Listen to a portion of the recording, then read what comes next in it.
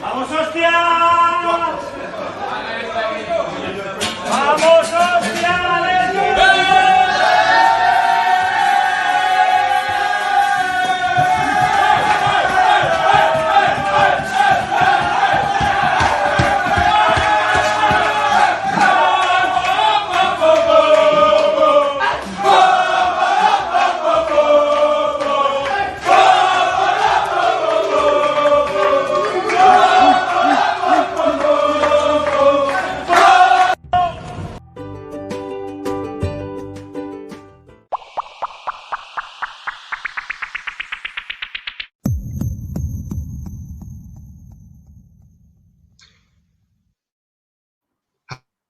Hello and welcome to From Dial Square to Where. This is the mental health. There we go. I don't know whether that works. It doesn't show me anymore, the video, but there we go. I'll just assume it did. We've got my co-host Chappers. How are you, Chappers? Hi, I'm good, man. How are you? Good. I'm not too bad at all. And we've got a new guest today. I'm really delighted to say that Ray from City Fan TV is with us tonight as well. Looking cool tonight, eh, Ray? Oh, cheers, guys. How you doing, guys? I'm all right. Hope you are too. And I'm absolutely thrilled to have you on because you've made a massive effort to be on this show tonight. I'm sure you'd rather be in bed probably the day you've had, Ray. Just to let everyone know. Andrew, I'd rather be watching England lose, honestly. Oh yeah, I'm sure you would. Yeah, no, he's driven all the way from France today, Ray. So I'm great that you made this effort, and I'm really glad to have you on. It's a tough one for me, this show, and I don't know why. I've just been really nervous about doing it. It's just because it's a subject so close to my heart, something I've been suffering with for a while, and yeah, I just felt it's so important, more than ever at this day, to actually bring this subject more and more into the open. And yeah, I just want everyone to get involved with this, and we really need to do what we can, the smallest amount, just to break the stigma of mental health, especially amongst men, especially amongst maybe the football community, and now more than ever within this environment we're all living in at the moment as well. I mean, people are going through bereavement, social isolation, loss of income, fear, worry, anxiety, loneliness, domestic violence because of we're actually during lockdown. There's so many things that we don't actually know unless we ask the question, and I think it's so important to actually get it out there and make sure that during this time when the actual access to help, treatment that would normally be there isn't there during this lockdown period. So it's down to us to actually help look after and ask the questions of our family and friends and close circle to make sure that they're okay. So, I mean, first off, Ray, I mean, I know you've had a lot of experience sort of in this sort of area yourself throughout your life. We were just having a chat offline about a friend that you were having a conversation with before, and it's just out there, isn't it? And it's so important to bring it out into the open. Absolutely. I mean, we were chatting a few days ago before you asked me to come on. A lot of people suffer from mental health issues. I was chatting to a mate earlier on this evening, well over an hour. I hadn't spoken to him for a while, and he had a big accident while he was on holiday last year. He fell off a horse, absolutely smashed himself up. He's in his mid-40s. So he's, broken arm, broken wrist, smashed his leg up, broken ribs, punctured lung. And it must have been about 18 months ago that this happened, and he's still in a bad way, still full of metal. He hasn't got full movement back, and he's living on his own, so he's got no family. And obviously lockdown makes it even worse. So before lockdown, he was spend most of the time at home doing his rehab. So he couldn't go to work, and he do a bit of work from home. and especially with the lockdown, it's really, really tough. So, you know, wanting to chat. So you feel you've got to make the time. I've got the time tonight. I've got nothing else to do except hit the sack later, and that's it. So I spent an hour or whatever having a good old chat with him, and it's a shame that I can't go and see him because I think he needs that company. Yeah, I've known him since he was a kid. So, you know, it's important if you feel you can to give people a little bit of time, even if they don't think they've got mental health issues or there's loneliness issues, which you don't know if someone's just lonely or there's some depression or some other mental health issues involved. So it's about opening up. It's about, if you've got problems, it's about opening up. Now, I was telling Andrew, the guy had no insurance or not enough medical insurance for what happened to him when he was on holiday. And he didn't open up to anybody. He didn't say to any of his mates or people who've known him for years, I've got a problem. Can you help out? And if he'd done that, people would have helped out. But he didn't want to inconvenience anybody or anything. And it's like mental health issues. People don't want to inconvenience somebody else and either annoy them or if you talk to people, sometimes the really good friends will stand by you come what may, and some others, you got some mental health issues, maybe they feel uncomfortable, but even if you feel uncomfortable, you should at least try and help your mates out. That's what good mates are for. So it's as you say, it's really important to open up when you've got problems, and it's also important to listen to other people. As someone said years ago, you got 2 ears and 1 mouth. And so you do twice as much listening as you do talking, and it's important. I've got that wrong somewhere. I do twice as much talking, but you've got to listen to people when they've got problems. No, that's really important. Absolutely. You have to sort of notice, just use your eyes as well and actually notice people and how they're actually being, because it's very, very tough to get it out of people sometimes as well. So I think that's so important to actually check in on your mates who you haven't spoken to for quite a while, and just see how they are. And when they say, yeah, I'm okay, because that's a standard of response to any question, that with, how are you, mate? Yeah, I'm all right. Well, are you really? That just get that open dialogue going with them and say that just to show that you are there and you are willing to listen. And Chappers, sorry, by the way, Richard, thanks for joining us, mate. Great to have you on board as well. And Chappers,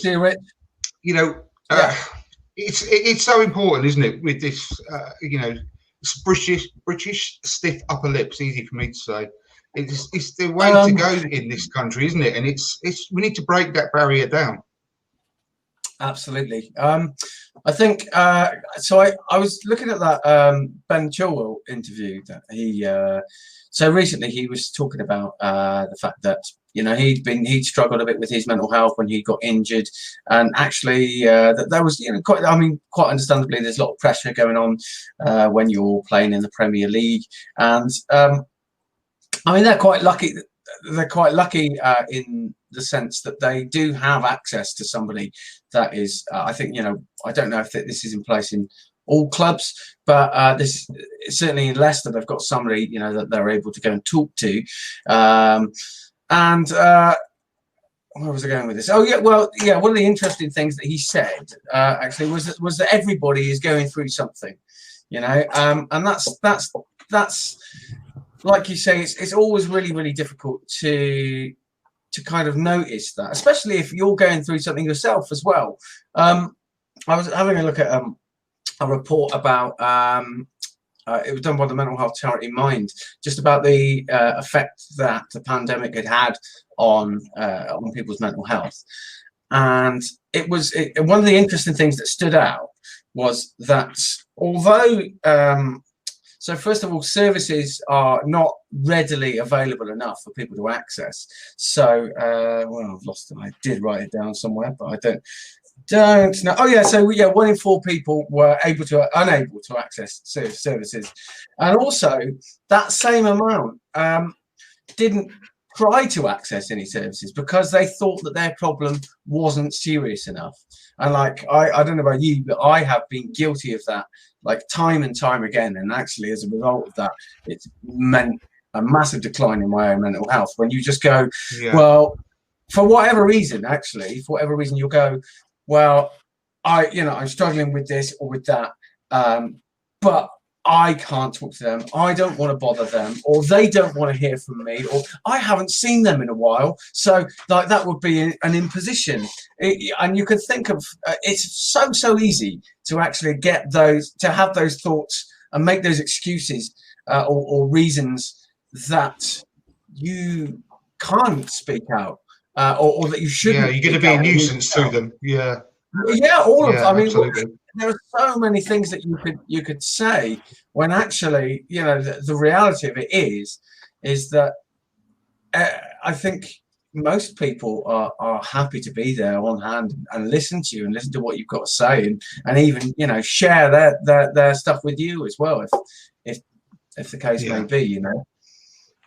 Absolutely. No, that's absolutely true. And Richard, I mean, I think it's worse now than ever before during this COVID pandemic. It's obviously a loss to treatment. There's more sort of triggers to cause these issues than ever before, I think, at the moment as well in society. And the problem with mental health issues is it's not visible. You're not walking down the road with a limp when you've got serious sort of mental health issues. It's just as serious, but it's not there. It's for other people to see outwardly. So it's really difficult to sometimes notice what's going on within your sort of circle of friends and family, isn't it? Yeah, I mean, personally, from my own experiences, what I've found I agree with what Chapper said about access to the services can be a problem. Even more so, obviously, at this current time with the COVID taking priority over literally everything else.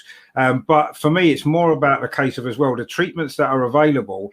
It's almost a one size fits all approach, which isn't helpful because everybody's mental health is different and everybody needs different things to help them. And unfortunately, I mean, I've spent time in hospitals, I've spent times in different treatment therapies and all kinds of stuff.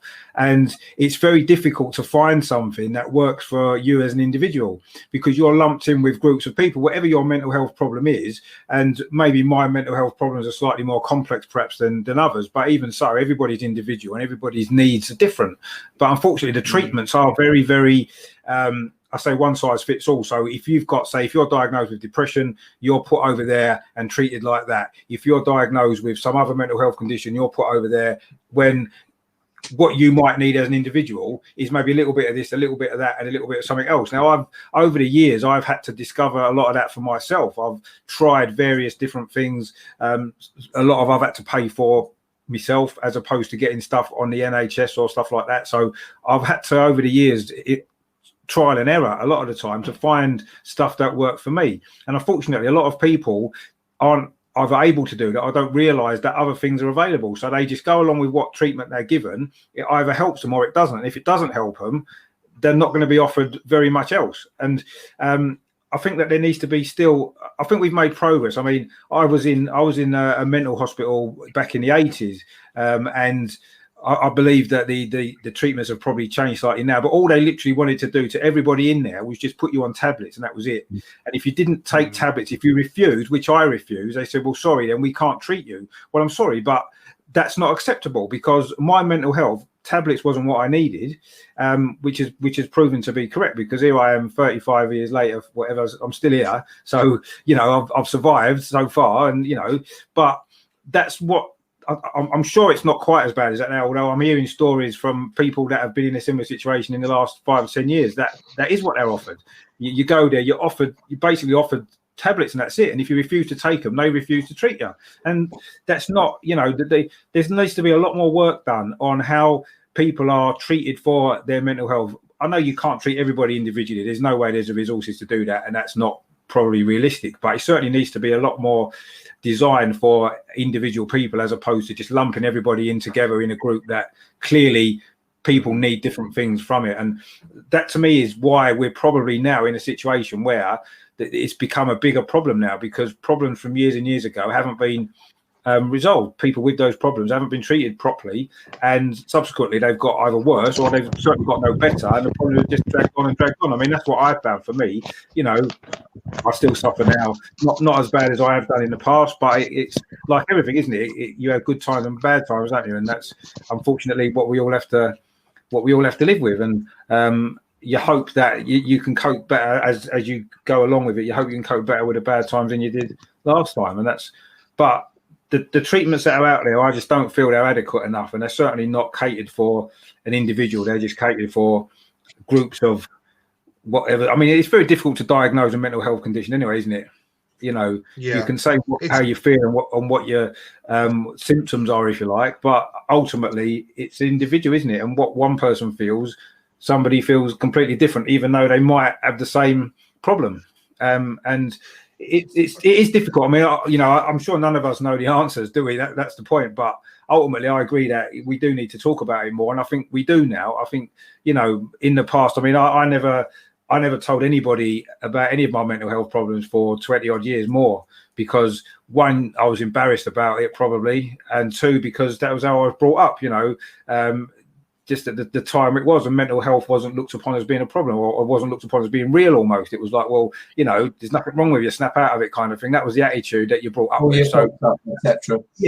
Yeah. And that's, I suppose it meant that I grew up not being open about it, and it's only really, I say, maybe in the last 10 years or so, maybe more so, that I felt able to, that people maybe understand a little bit more about it, and people are more understanding probably, and which is good. But I still think there's a long way to go, and I still think there's lots and lots of people out there that struggle in silence because they maybe don't feel they've got anywhere to go, or that even if they've got somewhere to go, that they're not going to get out of it what they need. And unfortunately, too often that's right as well. That is the case.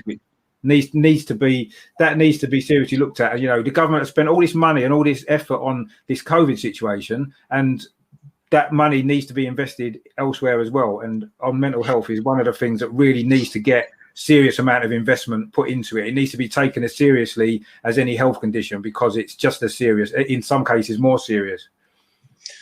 Yeah, I think it leads to so many other things. Sorry, Chappers. I think it you know, that it probably needs to be pretty central to the because it is a massive mental health crisis, you know, since the pandemic's hit, and I think that probably needs to be central to that, you know.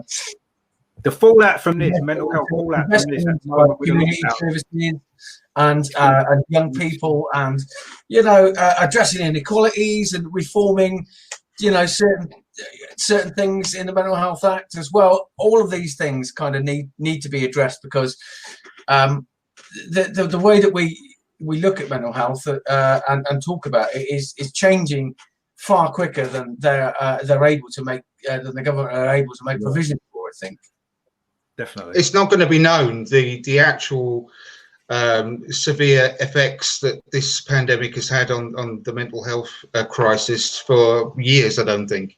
And, and the problem is, everything you said, Richard, is bang on, because I have been suffering for many, many years. I only really decided to sort of speak openly about it, maybe, I don't know, I don't even know if it was about 6 months ago, maybe a little bit less.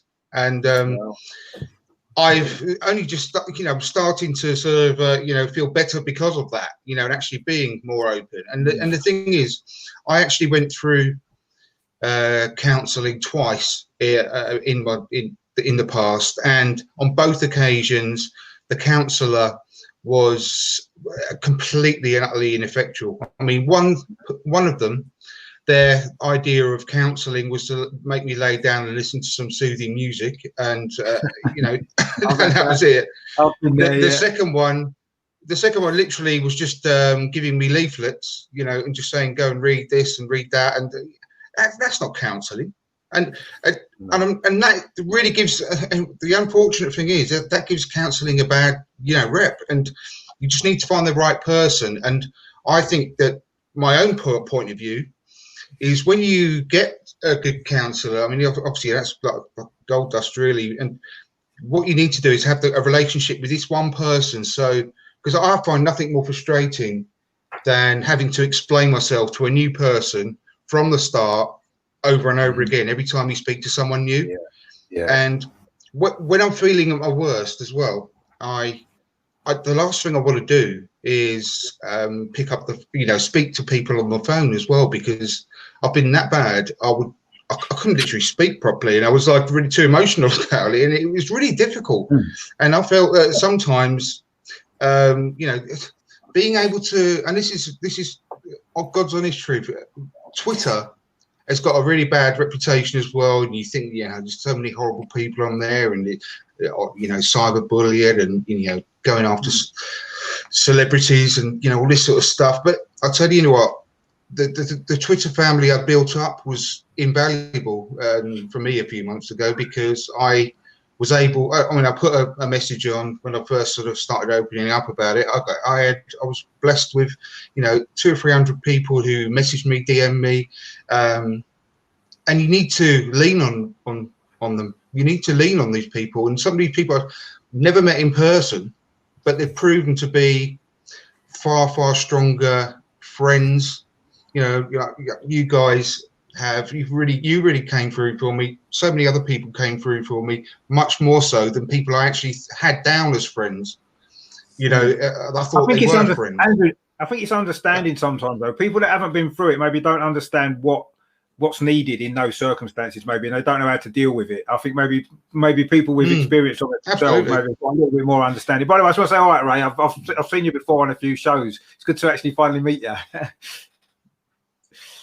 Fantastic. Yeah, it really is. It's so important, and that's what is as important for this show, is making sure that people who have no idea, have never suffered from these issues, that they also can understand maybe some symptoms, some triggers, and help other people, because you don't have to have been a sufferer to be affected by it.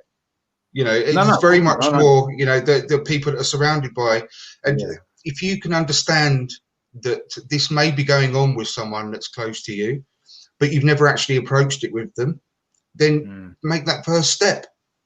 It's so hard in this, it's really difficult. And you put it on the other way around. You said earlier about, Chappers, as you said, you don't want to bother people. You may not have spoken to them for a while. You don't want to ask for their help. But it's the same with the other way around. You don't want to feel like you're asking, too much and bothering someone else, asking them if they're all right. It works both ways.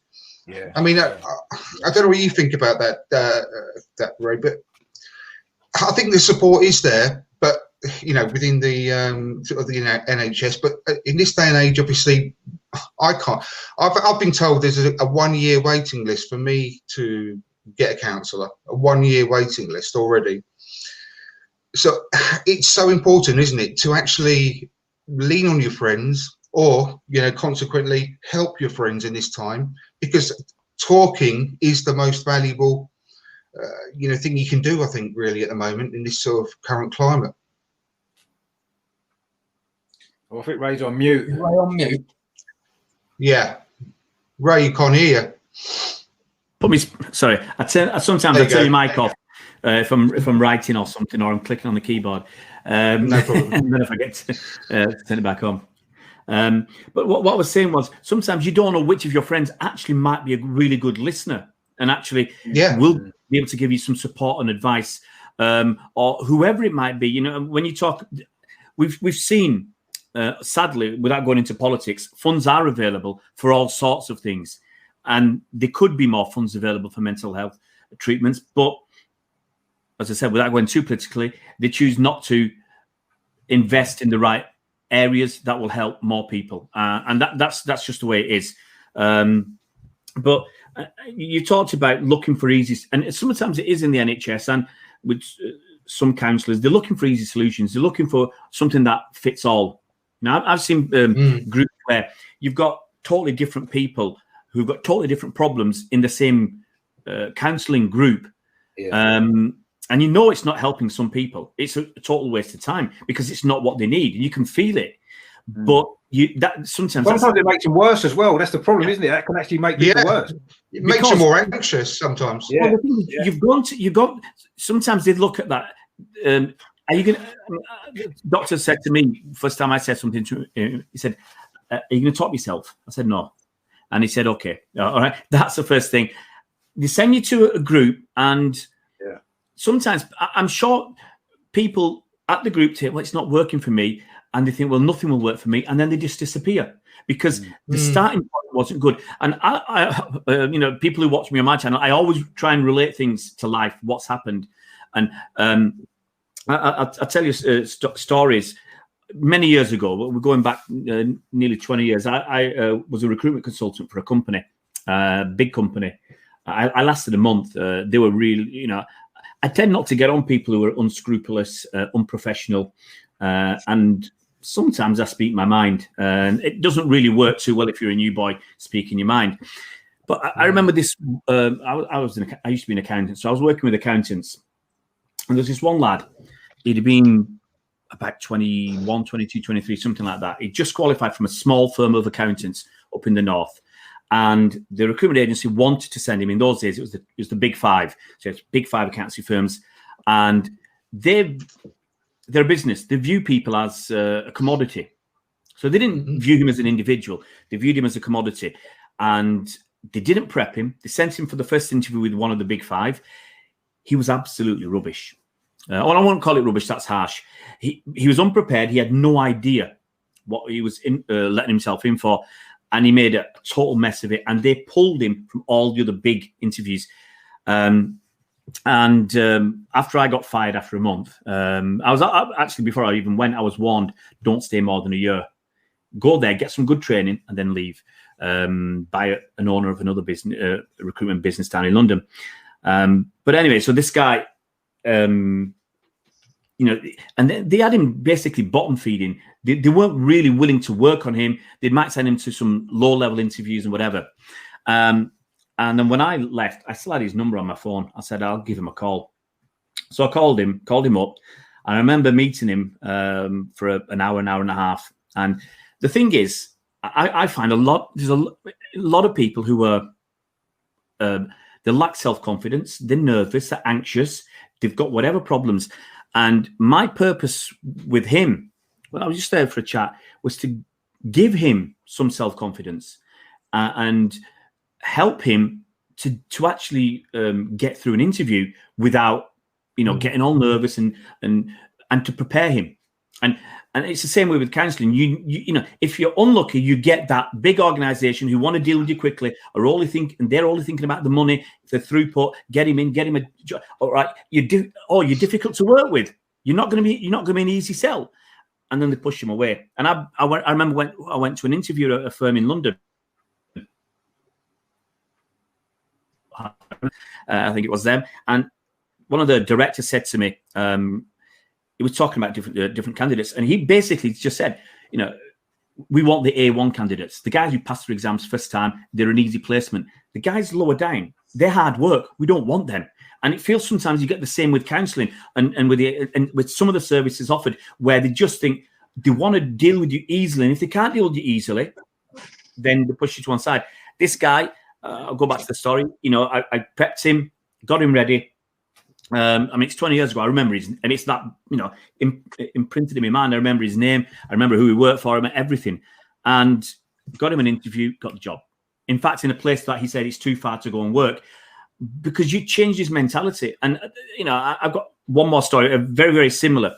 There was a kid down in London, and he was a qualified accountant. He'd done his exams and everything, and he was working for £6 an hour. This was back around that time as well, as a bookkeeper, because it was the same company, the same big firm of recruitment consultants who actually sponsor Manchester City. So I'm quite happy to say who they are. So it's Hayes, okay? And they were getting this guy, they were sending him out, I remember, to a charity, and he was getting paid £6 an hour. They were getting paid loads for sending him out. And they didn't ever bother to work on him because he was hard work. He had a really bad stutter. He lacked self-confidence, and he was just going to be a weak candidate. So the easiest thing was just to rake in the money off him. So I don't know how I got hold of this kid. I was up in Manchester. He was down in Rochester, down in Kent. got on a train, went to see him one Saturday out of my own pocket, and I spent another one. I spent an hour with him, prepping him and helping to build people's self-confidence, to explain to them. When you go, this is my whole premise about doing an interview. When you go into an interview, the people who are interviewing you actually want to employ you. If they didn't want to employ you, they wouldn't ask you to go for an interview. The person who's interviewing you is usually quite senior.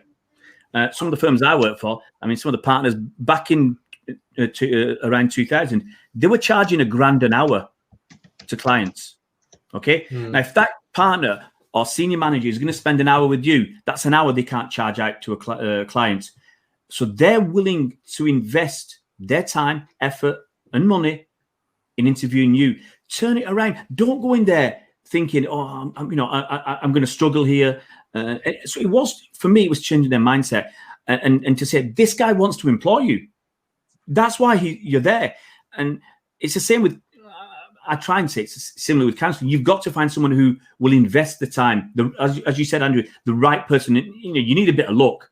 You do need a bit of luck to find the right counsellor, and then stick with them if you can, because you want someone who will invest in you, invest the time for you. Not, as I said, the recruitment stuff, not to make money. Because when I worked in recruitment, my plan was, I want to give my clients a good service. I want to give my candidates a good service, and I'm going to make some money out of it.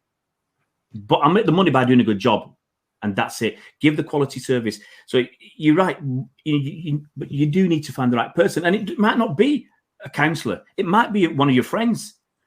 This is what I mean. Absolutely, it's very important. You don't know who.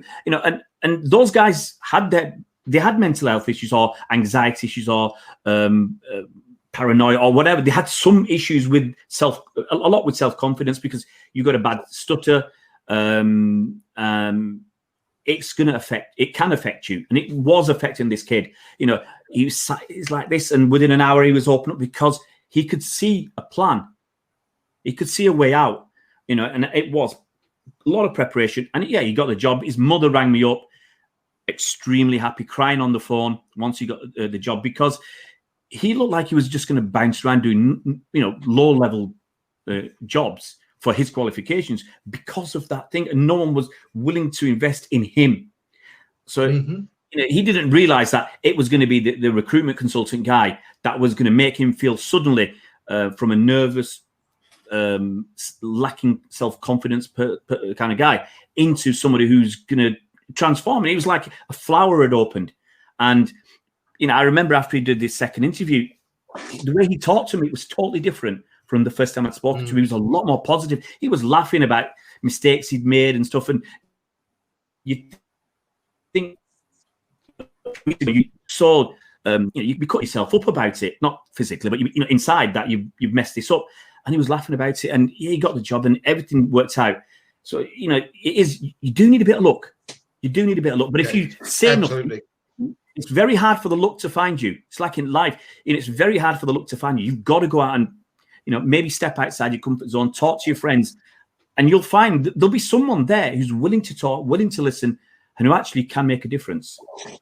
Very much so. I can't agree with you more. And I've worked in accountancy recruitment myself as well at sort of at that level, and I know exactly what you're on about. That's why it really hits home, because if they're not an ACA, they weren't interested, and it was driving me mad most of the time. But I'm glad to be out of all that. It was horrific. But I think what you mentioned as well really sort of rings home about the sort of the group of friends that you sort of build up initially as well, because you really find out who your true friends are during these times of difficulty.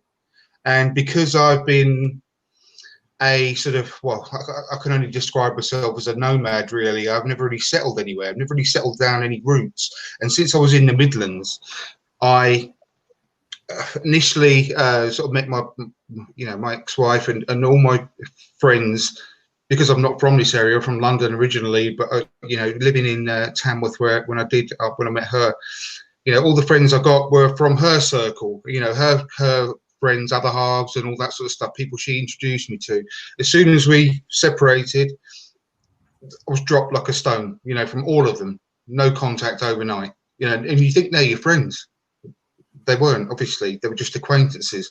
Same thing happened when I moved over to Hinkley and you know, met my previous partner, built up a group of friends that, you know, she introduced me to. And we were actually had a great time. You know, we were going out pretty much every weekend. We were out, go to the pub, to gigs, to clubs. And we thought we were, you know, you built up a really good group of friends this time. And as soon as we split up, exactly the same thing happens, you know, and you really know who your friends are in that sort of time. So when you've got a you know, a good friend that you can confide in, you know, use them and make sure you are a good friend to the people that you know, you say you're a friend to, because there's nothing worse than thinking that you've got a good big group of friends and then they all turn out to be complete waste of time, you know, and you know, fake. So I can't sort of stress that enough. Sorry, I was just going to say as well. You're absolutely right with what you say, Andrew. And I think some people don't even realise that the effect that can have on people. Like from my own experiences as well. Just from when I've really tried to reach out to certain people. I'm not going to name names or anything like that. But you know, some people close to me, where I had kind of reached out and sort of said these things. And I think it was something that I think maybe Richard was saying earlier about. Well, some people don't actually know kind of how to deal with certain issues when you speak to them about it, and as a result of that, when they don't kind of provide that emotional support that you need, or indeed, you know, kind of very much dismiss what you're saying to them out of hand. It's devastating. It can be absolutely devastating and really massively affecting the way that you kind of reach out to anyone else as well. It can just kind of make you go even further into yourself. I know that I found myself in that situation, and as a result of that, just really convinced myself, well, okay, then they don't want to talk to me about it, and like perhaps this is just something that I need to keep to myself. And as a result of that, because I kept it to myself, I ended up reaching absolute rock bottom.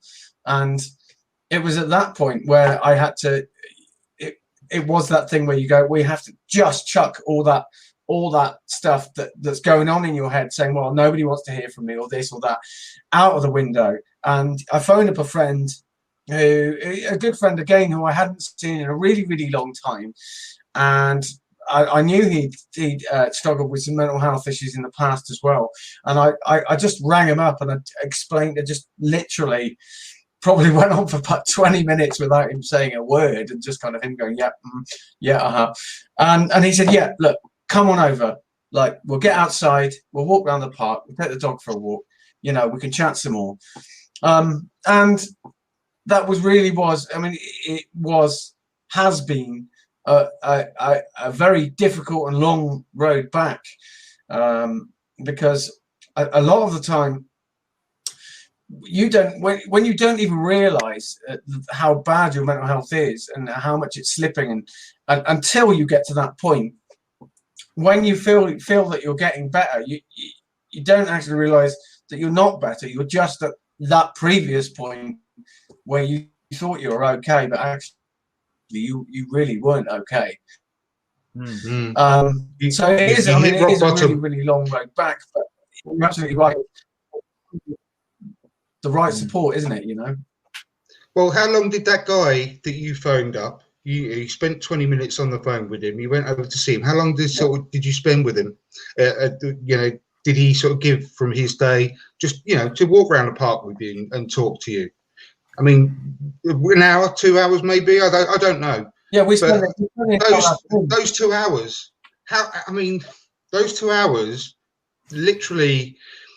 I'm not saying this is for you, but if you did that for someone, it could save someone's life. Literally, it could make someone think, I am cared for. You know, I've got a friend who actually cares what happens to me. You know, it's so important. You do not understand how That's exactly by that's giving exactly some of your time to someone is so valuable.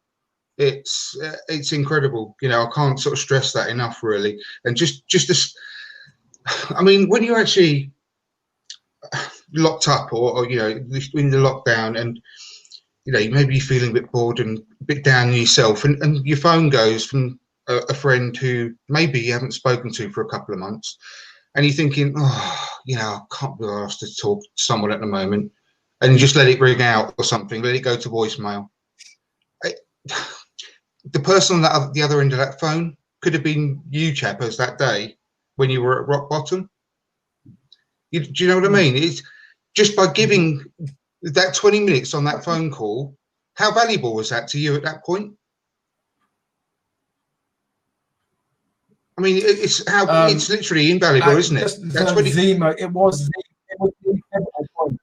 It was the pivotal point for me. It really, really was, to actually be able to know that, you know, like I say, we went on over and, you know, spent the afternoon, like when we walked around the park, went back to his house, like listened to some music, drank tea, chatted about stuff. And he said, look, you know, when I was in this situation, have you listened to, like, he recommended a podcast, some particular episodes of a podcast, the Blind Boy podcast, where he talks a lot about mental health and stuff. He said, have a listen, you know. And that really was like the very first step for me onto like a new a different chapter, a different part of my life, and a different way of looking at life, I suppose. And I mean, the one thing I'd say is that, like, I know that, like, it'll never be the same again, and I'll always be sort of, I suppose I'll always realize that I am fragile, but that at the same time, I know when I'm feeling fragile now, and you know, I know that there are certain things that I can do and I'm able to do to kind of make me or help me sort of out of that situation or out of that hole, you know. I just think what we all need to maybe be aware of as well is that, you know, not every single one of our friends are going to be in a position where they can deal with our problems as well, you know, and sometimes just because they don't, or they're not able to at any particular time, doesn't mean that they're abandoning us or they don't understand or they don't want to help. It just means that maybe sometimes they're not able to deal with our stuff as well because of maybe stuff that they've got going on or their own life at the time. So, you know, I think it's important not to sometimes, I think it's easy sometimes to think, oh, well, they wasn't there for me. Well, maybe they wasn't there for us because they had other issues as well. And I think that sometimes it's important to remember that, because not everybody is always able to help when we need it, because our needs are sometimes, you know, really important to us at that particular time. Other people have got their other stuff as well, their own stuff to deal with. So sometimes I think it's important to remember that. I mean, you know, I don't want to make anybody else feel guilty for feeling that they wasn't there when they maybe could have been, when they had their own stuff to deal with as well. Do you see what I mean? And I think it's important that we don't necessarily put all of our stuff onto other people and expect them to be there, even though they've got their own stuff as well, I think as well. But yes, it's important that if we can, if we're able to try to help people if we can, because, you know, it's not easy, is it? It's a tough world out there. You know, and there's lots of stuff that happens and lots of stuff that goes on, and we've all got to deal with. And I think if nothing else can come out of all of this COVID stuff that we've had to deal with for the last sort of 8-9 months, and we might have to deal with it for another 4 or 5 months as well, it's that I think that it has maybe made a lot more people appreciate things a little bit more and understand a little bit more that all these things that we took for granted maybe in our lives, you know, forever, we've always took certain things for granted, haven't we, that have been taken away. And I think maybe if all of this stuff can maybe make us realise that and appreciate things a little bit more, then I think we will all be able to maybe be a little bit more understanding of other people and understanding of other situations, because, you know, we're all having to deal with our own difficulties in our lives, aren't we? And, you know, everybody's, and, you know, people, what annoys me as well is when people say, you know, for example, you talked about the footballers before that have maybe been in depression and have had these mental health problems, and, you know, people say, oh, how can a footballer earning millions and millions of pounds be depressed, or how can a rock star, Yeah, be depressed. annoys Well, yeah, their life is different to our lives, but it doesn't mean that they can't suffer from the same kind of things in a different way, isn't it? I mean, and it's ridiculous to assume that they won't just because they've got more money than you have, or they've got more fame than you have, or they've got a bigger house or a bigger car. That's irrelevant, because that's not what affects your mental health anyway, or not. It isn't what cures your mental health, is it? If having loads of money was the answer to everything, then, you know, that wouldn't be happening, would it? And it clearly isn't, is it? So it's been going on for years, yeah. Yeah, exactly, and that does annoy me when people kind of say that. Really, you know, how can a Premier League footballer be depressed, or how can a Premier League footballer feel like this? Well, of course they can, because they're human, and all human aren't the same, are they? Everybody deals with problems in a different way. Some people can go through a really, really bad time in their life, come out stronger the other side. Some people can go through not half as much stuff and really struggle, and that's just the way that people are. And it makes no difference what you've got in terms of, material things really are irrelevant in a lot of ways anyway. It doesn't really matter, does it? That's not the answer to your problems. If you think they are, then you're just going to encounter more and more problems and more stuff that you get. You know, it's all, sometimes you've got to strip it all away to get to what you need.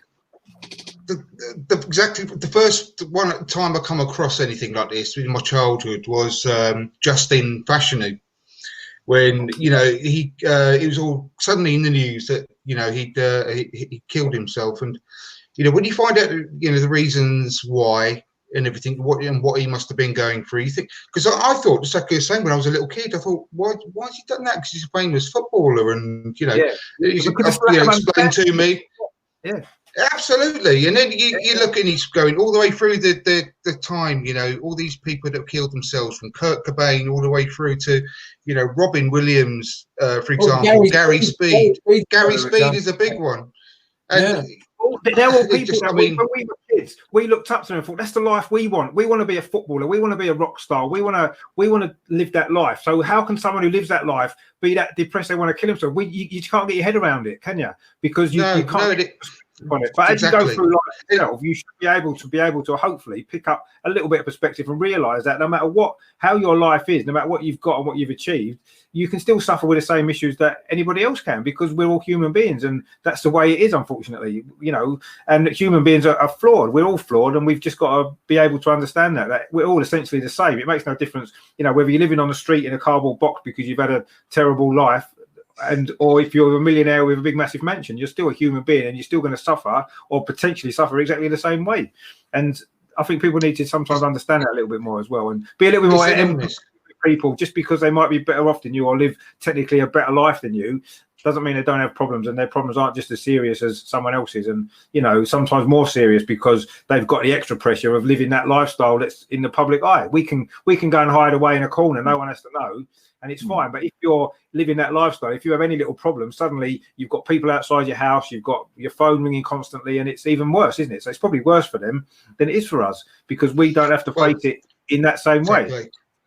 It's an illness. People who, you know, it's getting more and more out in the open that it's an illness, just in the same way as any other illnesses, which needs treating.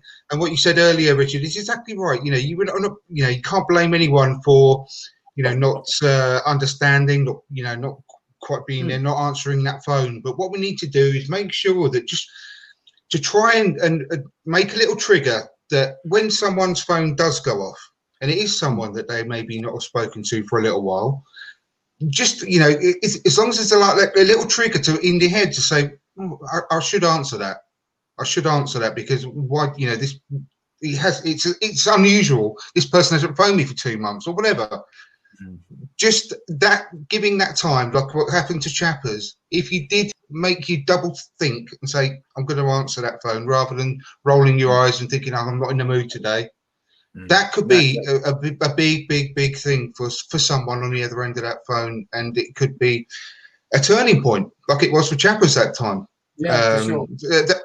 That right, Ray? I mean, I don't know what else to sort of say on that sort of subject, but I can't stress enough how important that could actually be to someone's day, you know, and life moving forward, just by doing that and giving that time, like you mentioned in your story as well. Yeah, I mean, well, my mate rang me yesterday, and I couldn't take the call, but at least send a text message or something. At least have some contact. Sometimes it gives them something to look forward to. I said, give me a call tomorrow. I'll be home. I'll be available all day. Okay. And then he called me this evening. We had a chat well over an hour, just catching up. And because I know he's been stuck at home for, whatever, 8 months, and before that he was stuck at home because he was all bashed up. So, at least have some contact. If you can't take the call, at least send him a message and say, look, I'm busy, but call me in an hour, or I'll give you a call in an hour or something, and make sure you do it. And sometimes, as I said, I always look back into my life and when I worked in the NHS, and we used to look at there was something called frequent flyers. Now, a frequent flyer was somebody who would go to hospital back in the day, and they'd go regularly throughout the year, and there's usually nothing wrong with them, and they cost the NHS a lot of money. And in those days, you had, I remember one instance where someone would go in on a Friday night, might have breathing problems or something, and there's a test that they needed to do. They know they weren't going to die or something, but there's a test they want to do, but there's no one there, and that person might be there Friday night, Saturday night, Sunday night. On Monday, they have the test, and all clear, they go away. That 3-night stay might cost the NHS £1,000. And so I was working with the practice manager, looking at getting how can we stop them staying for three nights? Can we somehow do something out in the community? So instead of going to hospital, they've got a certain issue, they can come to us, we can get that test done. It's much, much cheaper out in the community, and they don't need to go to hospital, and that's £1,000 potentially saved. And we looked at the biggest category of frequent flyers, when you look at them, was single men living on their own, past pensionable age. I think that was right. A huge chunk of people. And a lot of it is people are just lonely. And they were going to hospital with not much wrong with them, but they've sometimes been kept in overnight for observation, and there's not much wrong with them. And it was because they had really nothing else. Possibly they had no social life, they had nothing to look forward to. And so sometimes if you say to someone calls you, you can't take it, you're busy or whatever, you say, I'll give you a call in an hour. I'll at least send them a message to show that you are there and you are prepared to listen. Or it might be like I said to my mate, give us a buzz tomorrow. So you don't know how much of an impact that'll have on the other person, because that person might say, oh yeah, I'll give him a call tomorrow. He's got something to look forward to. When I started doing a lot of live streams about 18 months ago, and I wasn't intending to do a live stream every day. And then people started sending me messages from all over the world and say, I really appreciate what you're doing every night, 9 o'clock, whatever. I appreciate what you're doing. It's a light-hearted to talk about football, about City, obviously, and then life in general. And people, it's just interaction. And people were saying, I've got depression, I've got mental health problems. And you could see that it was something they look forward to every day. I feel a bit of obligation to keep it. Sometimes you don't want to do it, but you still do it because there are people who look forward to it. And there are people out there, and we could have all been there ourselves, where at some point you're at a low point in your life, or you've not got a big social circle, or whatever's going on in your life, and to have something to look forward to can make a huge difference. And I won't go into a lot of the stuff I do, maybe another time, but it's trying to I try and do stuff where I can bring people together who might not normally come together with other people, whether it's virtually or physically, and for an hour or two interact. And I do stuff where you don't have to interact if you don't want. You can just watch what stuff we do. And I'll tell you a little bit, but I work with soap bubbles these days most of the time if I'm not doing football stuff, and I invite people to come along. So I put stuff on social media and say, this is where I'm going to go tomorrow or something. This is the time. Just come along. Some people come to just watch what we're doing. It's something different. Just put a few pictures out there. They can see, all right. Some people just come and watch. Some people come and take part. But for that 1 or 2 hours that we're there, people say, I feel you're in a different world because you're not in your normal world. And for some people, that's what makes the difference. That from that 1 or 2 hours, you're outside your the problems that you've got, and you're in a different world. And so, what I try and say to people is I know it might be difficult, but try and find something to do, even if it's something new and something different. Definitely, yeah. And it's hard, but for me, I'm happy when I'm busy. If I'm not busy, I'm bored, and it's, you know, I'm sat there eating or whatever, and then complaining about, you know, about my weight or whatever, or my knees can't handle my belly. But when but the thing is, when you're busy, a lot of your worries go away, and it doesn't work for everybody. But it's try and find something, and it might just be doing podcasts or doing videos like this, or you know, so you got something to look forward to, or going, you know, with a new group once a week to do something, and it doesn't have to be something that costs you money, and it might just be, you know, something I did many years ago was started rambling. And I never went rambling, and I just thought, yeah, I'll go for a walk, and then you suddenly find lots of groups there, and you go meet people, and you go off to the Lake District for the weekend. With about 4 or 5 people and get some tents and whatever. And it doesn't have to be expensive, or you can do other stuff, but just find something that maybe you didn't do as a kid. And, you know, and maybe it's something that you think, I don't want to do that, or you look down on it.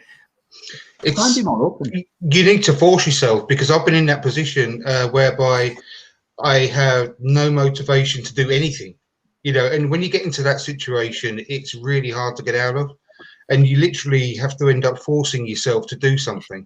And once you do, little by little, that something that you're forcing yourself to do becomes a little bit longer each time, and you spend a little bit more time doing it.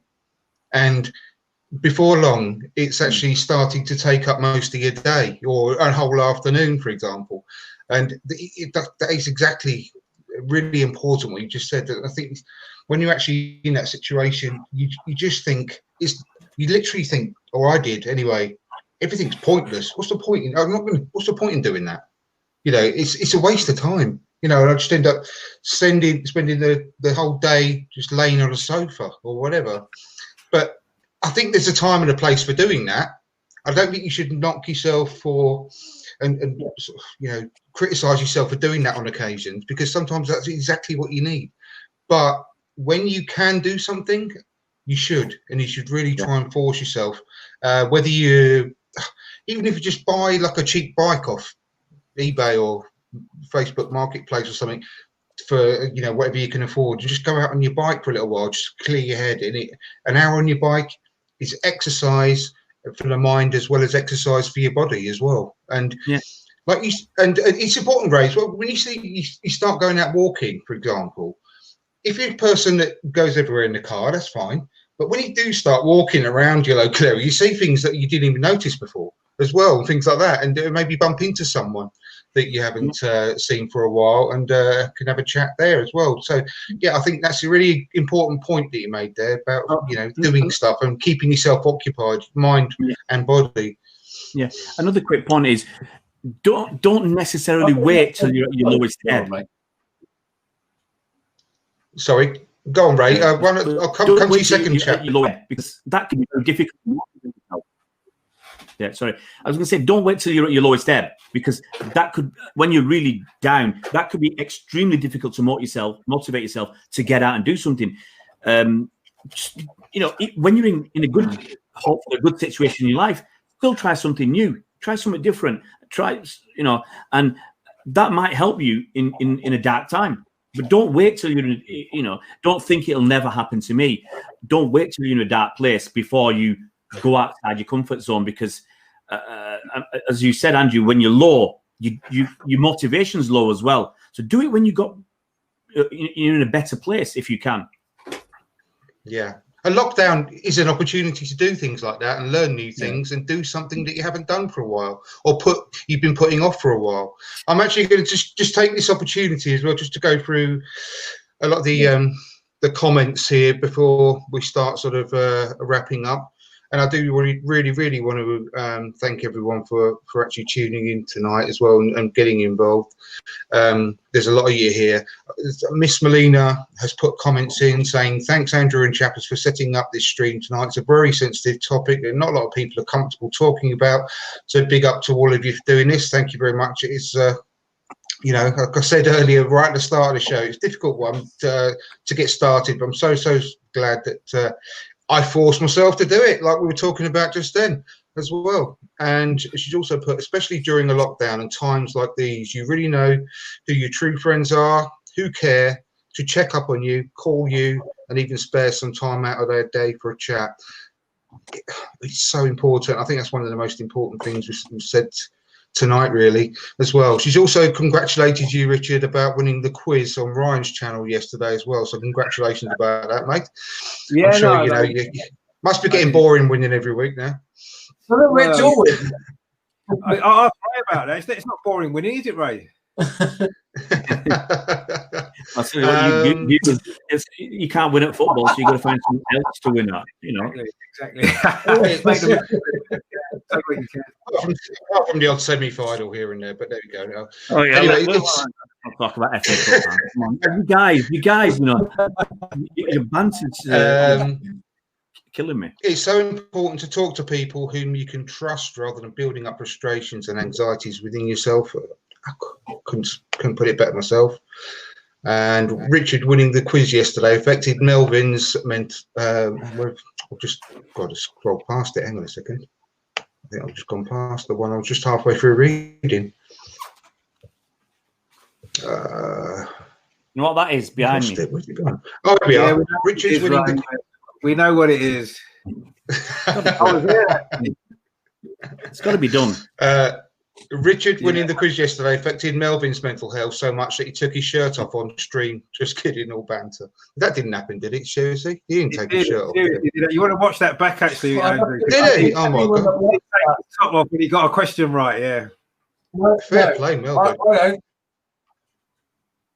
I don't want to watch that. No, you don't. No, I don't particularly want to watch it either. No. It was great. Let me know. Mark Darby, thanks for watching again as well, Mark and Melvin. Happy to say, chappers, I love that Herbert Chapman Memorial shirt you got on there. That's the Eduardo one, isn't it? I think of Eduardo when I see that shirt. Yeah, I do, yeah, very much so. Question for the panel: what advice would you give people of a lower income bracket on effective ways to seek help for depression? I think pretty much what we've just been talking about, wouldn't you say, guys, about, A, not being afraid to ask for help from your group of friends, and B, also forcing yourself out of your comfort zone to do something and keep your mind occupied. I think overthinking, sitting down and just thinking and stewing and overthinking on stuff is very, very dangerous when you're actually in that situation. And again, from experience, I know that to be a fact. So keeping your mind occupied is very important. Go on, I think as well, your income and stuff shouldn't really be a barrier to getting help that you need. But what I think is important to remember is now what I found is Google has got a lot of stuff on there that you can find that will help, whether it's watching videos from people, whether it's reading articles. There's loads of stuff on Google that will help with mental health, with depression, with all kinds of stuff. And I know sometimes it's difficult when you're feeling down and you're feeling bad and you've got no motivation to do anything. Like I think Ray said before, don't wait until that point.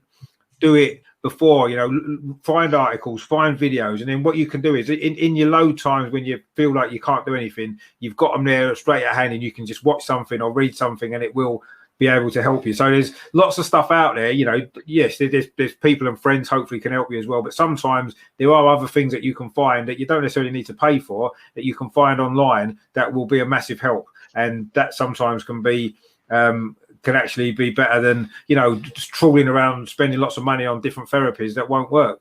You can maybe find stuff online that maybe will, and it's definitely worth. I say maybe do them when you feel able to, and then you've got it there ready for when you need it. Chappers, you say something? I think there's I was just going to say that I think that Google actually do have a service now where you can chat to an actual counsellor. I think it's Google that do it. You can chat to an actual counsellor online, much in the same way that you do with like a customer service chat type thing. Now I know that that's not ideal, but at the same time, if you really feel like you need to reach out and talk to someone, you haven't got someone that you can talk to about your mental health, and that is something that you can do. But I mean, for me, and I think this is like an age-old sort of solution, or certain, maybe not a solution, but something that would definitely kind of minimize the effects of anyone feeling anxiety or depression or any other sort of mental health issues, is that I think that community is a really, really important part of making people feel happy and feel safe within where they are. And I think that whatever way that you can find that community, whether it is just talking to friends or joining clubs or whatever that may be, certainly joining a new thing isn't an easy thing to do.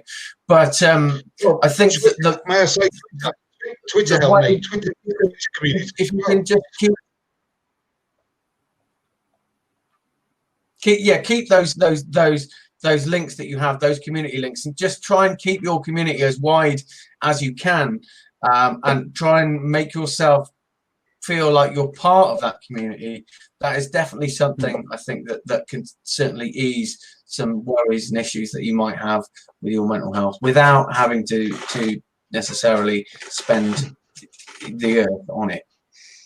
Absolutely, yeah. And may I say also, music helped me a lot. I know that people aren't as into music as as the next person, but I've always loved music, and it's always been a big part of my life. And I think that actually listening to some music that is uplifting, that you've loved in the past, and it really can trigger good memories as well from certain times of your life. I don't know if you guys find that, but I do. I think that when you listen to a certain song, it triggers memories of gigs that you've been into in the past, nights out you've had with your friends, certain times of your life, and it can really actually inspire you. I just think that the only problem with that can be sometimes if you're feeling in a certain way and you hear a song that reminds you of a good time in your life, it actually makes you feel worse about how you're feeling at that time. So you need to be aware of that. It can be sometimes. That's all. And sometimes I love music, and but certain songs with certain memories, good memories in your life, when you're feeling really bad and down at that particular time, that actually makes you feel worse. Why can't I feel like I did then? So sometimes you have to be careful with that. I actually like listening to depressing songs when I'm feeling down, because it cheers me up feeling someone else is actually feeling worse than me because they've written this depressing song. Different things appeal to different people, and different things will piss you off. That's why it's useful when you're in a good space to try lots of different things, because you might find something that is uplifting, that will pick you up, and that will, be useful at a time when you are alive. And if you tried lots of different, and it might not be easy. It's certainly not for me. Half of my life is I don't want to try something new because I'm going to be bad at it, or I'm going to be embarrassing, and people are going to laugh at me. And half the time, and do it. See what happens. And if you fall, get up, keep going. So I've got these, competing emotions. But once you get out and do it, and hopefully you'll get over the negative feelings, and you might not go and do that again. The first time I went kickboxing, I got kicked in the face. I didn't go back and do that again because I got kicked in the face. But then I went out and did something else, and I find something else that where I didn't get kicked in the face, and I enjoyed it. So it might be playing Scrabble, or there's lots of things online as well that you can do. I spent hours playing online Scrabble. It might be rubbish, but sometimes it is online, and sometimes it's you want physical interaction. But try lots of different things, and if you've got to remember, most people won't be there to laugh at you, and I think that's hard. If you're worried about that, it's hard to accept. Most people want to help you. They don't want to laugh at you. It's like going for the interview. They want you to have a good time. They want you to, be involved. They want you to come back every week to do whatever activity it is. So just try it. As I said, don't wait till you're down. Try lots of different things. Find something you like. Yeah. And it might be when you are down, you say, well, I did that a month ago, and I really enjoy that. And maybe that will be the motivation to go and do that thing, which might doesn't. It's not a definite cure, but it might help you a little bit. And sometimes that little step. Well, break something down as well. I found. Say for argument's sake, you've got a room that you've been wanting to decorate for ages and ages, but you know that it's getting the motivation to do it. It seems like a massive task to do that when you're feeling really low. Break it down, and say, right, well, I'm going to do that bit. I'm going to do that side of the bedroom today, and do it like that. And at the same time, put some of those tunes on that you used to, that you like. Put some of that type of music on that you like, and whilst you're doing it, you may end up surprising yourself. I know I did when I was doing that situation. I ended up quite enjoying it much more than I thought I was going to, and I did it a lot more than I actually planned. And then it gives you a bit of a sense of overachievement. It was good. But if you break down a task to give yourself to do that day, just go for it. Just really try and force yourself to do it, because you might surprise yourself. You may not, but it's definitely, these sorts of things are worth trying. Breaking down a task into smaller bite-sized chunks, if you like. And there's a few more comments here. Thanking you, Miss Melinda, saying thanks, Chappers, for having the courage to share that story that you went through. And during these lockdowns, talking to people in your circle is very important, rather than secluding yourself from others. And Mark Darby, motivation is the key, and I agree. Walking in the countryside is a fantastic remedy. Let's just have a quick look down here. Don't miss any other ones out. There's a few more comments about that quiz. I think I really missed out yesterday, Richard. I think I would have whipped your ass, to be perfectly honest. Absolutely amazing. It was a really good quiz, and I'll say Melvin took his top off as well, which made it even better. So. Well, yeah, a little bit of sick would have come up into my mouth, I would imagine. Seeing that, but, no, it's fine. It was fine. We all coped, so it was good. And Mark Darby sort of agreed that, like on the music side of things, Fleetwood Mac are amazing for any kind of mood, and get yourself acquainted with their back catalogue. But yeah, the song "Tusk" by Fleetwood Mac that always lifts me up listening to that. I just love the beat of it. Fantastic song. So that's a good. Funnily enough, I used to when I lived in Croydon for a few years, and I got when I was doing my apprenticeship over in London, I got pally with this guy who was all through from London, and his dad used to sort of jam with Fleetwood Mac in his garage, and they used to come and do some sessions in his garage when they were sort of starting up. He got me listening to them a little while. He was a guitarist, and he wasn't in Fleetwood Mac, get it right, but he went to school with a couple of them, I believe, from memory. But they used to come around and use his garage to sort of kind of jam sessions in. So that was pretty cool.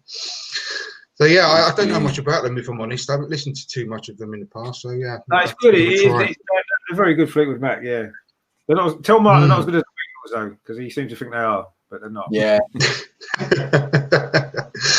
Well, I'm going to start sort of. They're not as good as the Beatles, but they're good. Sorry, did you want to say something then, Chappers? I think he's on a bit of a delay, unless it's. No, I was just laughing at Richard. Oh, okay, that's fine. But yeah, I just want to thank you guys so much for doing this tonight. It's been a big, a boost really. That it's always good to know that you're not alone in these situations, and how important it is to share and to help and to listen and to speak. And during this time more than ever, when there isn't so much help out there, sort of regards doctors and counsellors, etc., that we can be there for people to sort of just to lean upon, just be a shoulder to cry on from time to time, really. And it would really, it's helped me to know that we can actually just in the tiniest way, just to sort of help get the word out there, really. So I really appreciate all your time and everyone watching as well. I do appreciate it. Please give us a like, tell your friends about the show. They can come back and watch it after time, and subscribe to the channel if you haven't done so already. That'd be a big help. So, Ray, it's been such a pleasure. Tell people that may be listening to the audio version of this, where because they won't be able to see the screen, obviously what's written on it. Where can they find you? What you do? Yeah, That sort of stuff. Yeah, they can find me on Twitter. I think it's Ray City Fan TV 1, or you can find me on YouTube. It's City Fan TV. And if you're into the women's football, we a couple of weeks ago started City Women Fan TV. So that's covering more of the women's side. The men's, my original City Fan TV does cover the women's as well, just because it's got a bigger reach.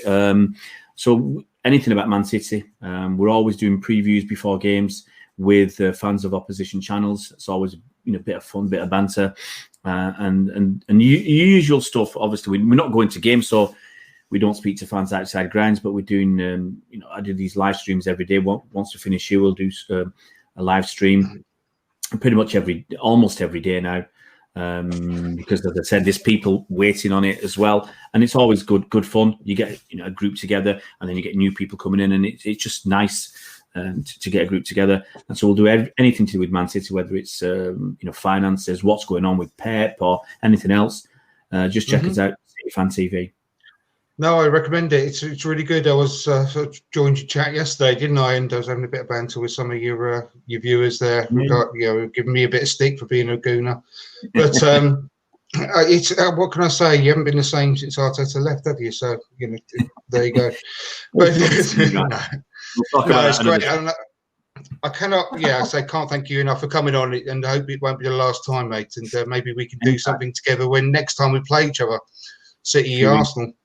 Yeah, it's about 2 or 3 weeks into it. It's not. Can't be long away, can it? I can't remember. I'm thinking of the women's game actually.